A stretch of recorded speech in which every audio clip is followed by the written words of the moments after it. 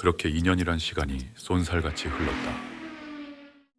경쟁업체가 많아지며 회사의 매출이 곤두박질 쳤고, 매출 증진을 위해 엄청난 연봉을 주고 새로운 부사장을 선임했다. 그녀는 출중한 미모에 해외 명문대를 졸업한 IT 업계 유명 인사였고, 누구보다 열정적으로 일하며 회사를 살리기 위해 노력했다. 회사의 마지막 불이 꺼질 때까지 남아있는 그녀가 참 고마웠다. 우리는 큰 프로젝트를 함께 성공시키며 급속도로 가까워졌고, 매사에 긍정적이고 잘 웃는 그녀에게 점점 빠져들었다. 혼자 먹는 게 익숙했던 밥도 언제부턴가 그녀와 함께 먹는 것이 자연스러워졌다. 우린 그렇게 서로의 삶에 서서히 스며들었다. 나는 처음으로 진짜 행복이 무엇인지 알 것 같았다. 하지만 행복이 커질수록 불안감도 함께 커져만 갔다. 그녀가 모자를 벗은 내 모습을 본다면 이 행복도 끝이 나진 않을까. 나는 오랜 고민 끝에 용기를 내어 그녀에게 직접 물었다.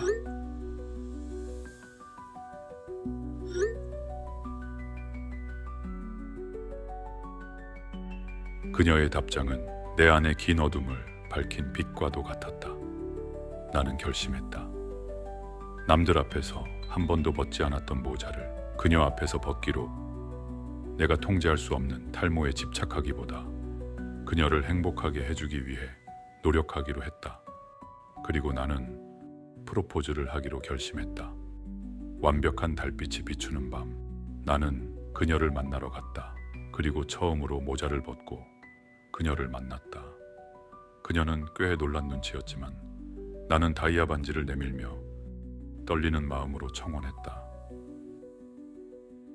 하지만 어째서인지 그녀의 침묵은 길었고, 대표님을 좋아하지만 결혼은 더 생각해봐야 할 것 같다고 말했다.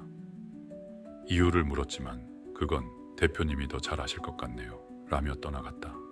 아무리 생각해도 거절당한 이유를 알 수 없었다. 그러다 문득 모자를 벗은 내 자신을 떠올렸고, 순간 깊고 어두운 한강이 안락하게 느껴졌다. 야, 주인 쓰러졌다. 출동. 깨기 전에 빨리빨리 작업하자. 도대체 머리를 얼마나 심어야 하는 거야? 빈틈없이 꼼꼼히 잘 심어보자고. 모근 강화 망치 갑니다. 절대 안 빠지게 한 방 더. 우리 피부 중증 외상센터도 질 수 없지. 모공, 잡티, 여드름 따위 다 없애버려. 주인님, 깨어나면 엄청나게 놀라겠는데?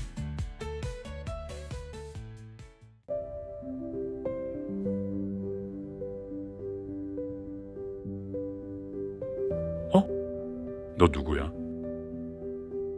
이게 어떻게 된 거지? 어찌 된 영문인지는 모르겠지만 시간은 3년이 지나 있었고, 난 현실을 인지하고 달라진 삶을 살기로 했다. 와, 너무 멋있다. 연예인인가? 실제로 이렇게 잘생긴 사람이 있구나. 저 꽃 좀 사러 왔는데요. 꽃을 사러 왔다고요? 난생 처음 많은 여자의 시선을 받으며 3년 만에 그녀를 만나러 갔다. 그녀는 달라진 나를 어떻게 볼지 매우 궁금했다. 보고 싶었어요. 그녀는 내가 사업을 정리하고 미국에 간 줄 알고 있었다. 나는 미국에서 모발이식과 성형을 받았다고 둘러댔고, 우린 다시 사랑에 빠지게 됐다. 그래, 이게 내가 꿈꾸던 완벽한 해피엔딩이었다. 하지만 그런 일은 절대 일어나지 않았다. 내 인생은 어디서부터 엉망이 돼버린 걸까?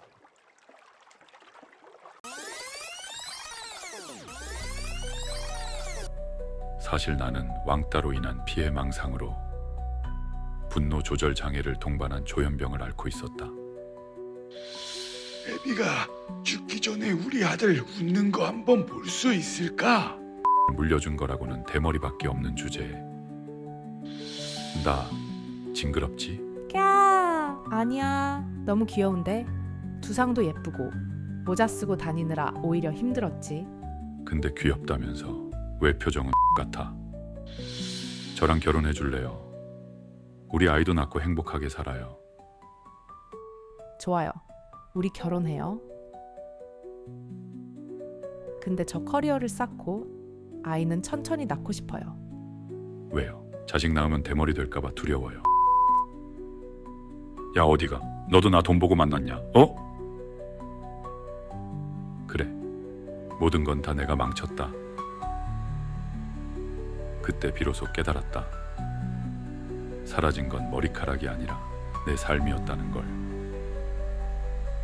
극심한 탈모로 왕따, 사업 실패, 파혼으로 극단적인 선택까지 시도했던 서형훈 님의 실제 사연으로 제작했습니다.